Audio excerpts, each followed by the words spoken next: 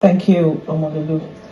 Unexplained wealth has negatively impacted the economies of nations in the global south, and the recovery of proceeds of corruption is crucial for the development of these nations.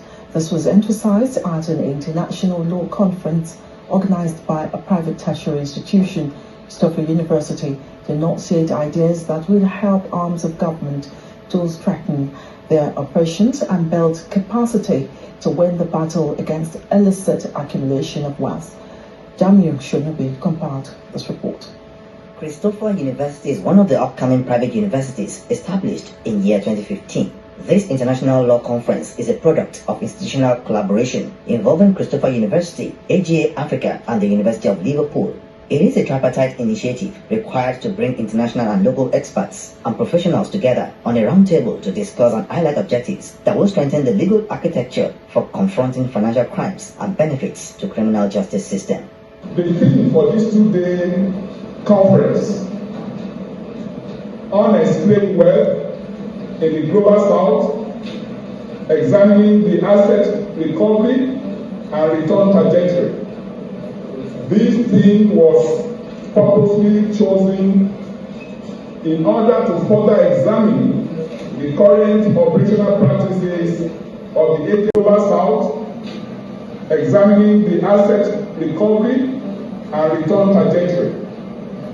This theme was purposely chosen in order to further examine the current operational practices of the agencies of government with the aim of building consensus on the way forward. In Nigeria today, unexplained wealth has become practically means of tracing, identifying, investigating, and prosecuting corruption cases. The EFCC continues to rely on provision of Section 7 of the Establishment Act to handle it. In Nigeria, the management of recorded assets must be improved, and a unified database of final and interim provisions and international recoveries must be published without recondition. The Nigerian government should ensure that high international engagement, strengthening multilateral and bilateral relationships and agreements should be adhered to. Governments at all levels were advised to implement policies that will bolster the legal framework relating to fraud discovery, asset tracing, recovery and misappropriation of illicit funds. The government has a lot of resources, a lot of laws, a lot of institutions, and then to focus on the core objectives, right, of government, which is good governance. We should, and by that I mean the private sector, to contribute, because they can probably do a great deal more than government has. There needs to be more partnership and bringing in the right experts to look at the issue more broadly. And that's why it's important to bring in people that are experienced in asset recovery to look at the problem as a whole and look at the total portfolio of issues and not let it balloon out of control.